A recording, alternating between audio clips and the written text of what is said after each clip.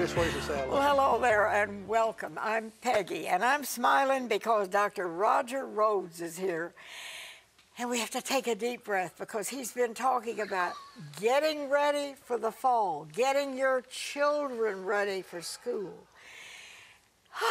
Yeah, and the And job all of a it is sudden we realize, you know, summer's almost over, and here we are. back at it. I haven't gotten over Easter, and here it is, time for us to think about school. Right, and how important it is. It's like a savings account. If you do not invest in a savings account, down the road you're going to be broke. But if you put $1 away every day, before you know it, months later, you've really got a nest egg. Yeah. And that's the way it is with our children. We're letting it skate. We let them skate because we bought them a backpack, or we bought them new shoes, or we bought them this, or we got them the latest electronics. And then we can sit back, we've done our job. And we're not getting, they fall through the cracks, Peggy, and things go wrong in this society very fast. And you have got to have an ongoing, in-depth relationship with your children. And to do that, you got to know your children. You got to spend time. Yeah, you got, and it's an investment. It's an investment of time, money, and energy. And people think, you know, well, I had them, and then eventually I'll send them to college, and I've done my job. And it's like, ooh-wee, you know, you got them through the system, but you didn't encourage them to thrive. And the only way to do that is to have a plan. You know, when we don't just willy-nilly go out, like I was telling you, I was at Target, and there were parents there, and they had a list.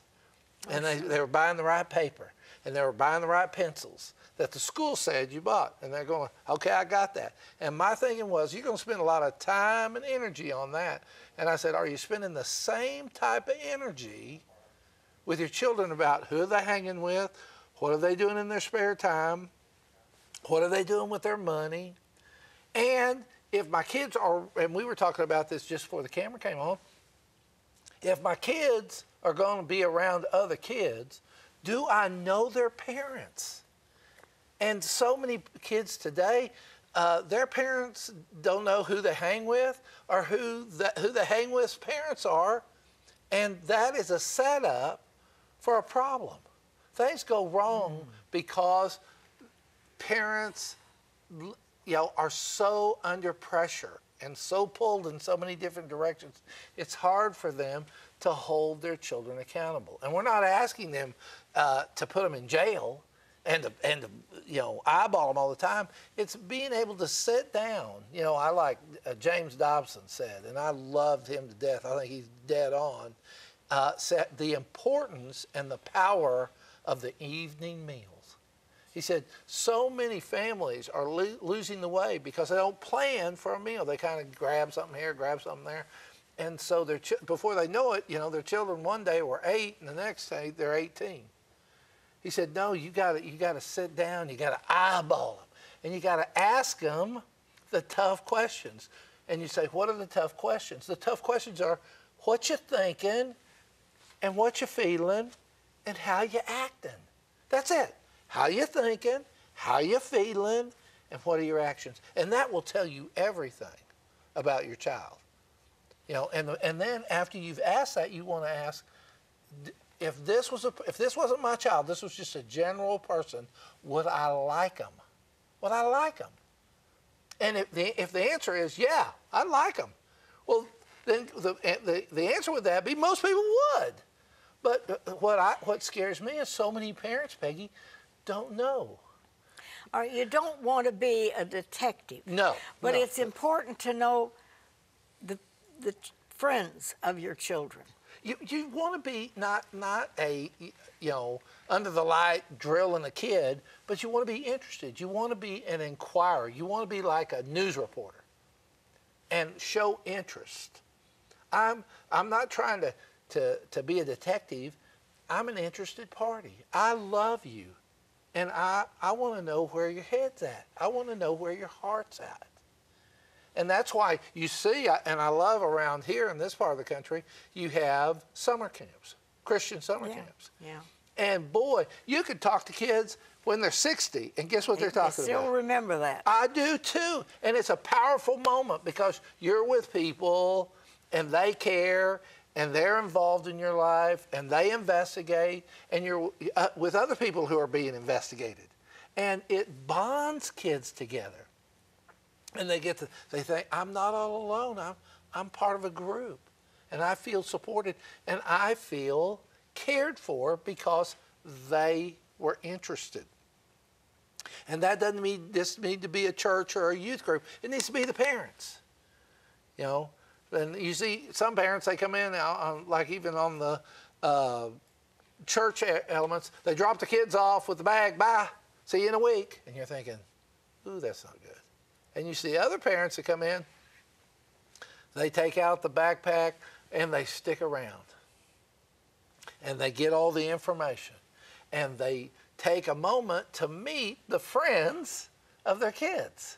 And if their parents bring them, they meet the parents of the kids who bring them. And so they create a connectedness. And that connectedness is really about the cornerstone of kids' emotional health. You know, we have so many kids there at school that are just emotionally unhealthy. They got all the right stuff. They got the latest iPhone. They got all the best pencils, but they're just hollow inside. And they've just kind of been let to run the streets. And that is not good. That's going to come back and bite you. And so that's what's so powerful about today's show. We're encouraging parents to get an emotional checklist, just like they get a supply checklist from school. They need to get an emotional checklist going. And they need to sit down, and one of the greatest times, like I said with Dobson, is at the dinner table, and I need to be a reporter. And I need to think, I need to report on this kid. I need to know if I was a reporter and I was given this kid as my kid as a subject, what would I ask them? Well, I would ask them, you know, what they do in their spare time. I'd ask them who they ran with. I would ask them how they spent their money. I would certainly ask who they liked. You know, I've got a young grandson. That's one of the first things, when I see him, I say, got a girlfriend? And he's like, what? No. You know, but he sees I'm interested. You know, I'm not being intrusive and going in and playing detective. I'm really interested. Oh, what do you do? And so that's good. And if he says no, then that's the end of the subject. Oh, okay. Well, then how's this? How's your soccer? How's your swimming? You know, and they see I care. Dr. Rhoades, is this a problem that is unique in our world today where a generation ago it wasn't a problem? I think in this, Peggy, the best way to describe it is I think we've been part of a dimmer switch. You know, it wasn't like one day it was great and the next day it wasn't. I think era by era, what happened was we had work and life pressing on us, on adults, and asking for more time and more energy, and it grabbed on us and it grabbed on us, and it became easier for us to minimize the time we spent in our marriage, the time we spent in our family, the time we spent with our kids. And now what we're seeing in 2018 is those are all falling apart because we've not made the emotional investment. That is really what we're talking about in this show. We want parents, we're throwing a flag and saying, if you want your children to have a successful 2018, 2019 school year, today's the time to do it. Today is a pivotal moment in which if you sit down and say, we as a family are going to have a plan. And we're going to get on the plan at the first of school. We're going to check on the plan every month. And if we have a variation, we're going to talk about it. And we're going to talk about how we're going to get back on the plan. And at the end, we're going to review and say, well, where's the victories? What's the defeats? What have we learned? You know, you don't learn from everything going good. You have to mess up. It's in the mess ups you learn. So then you show your children, oh, this is how you cope. This is how you do life. This is how you do relationships. And children brought up like that, Peggy, that's a person you want somebody, your child, to marry somebody like that, because they're great marriage material.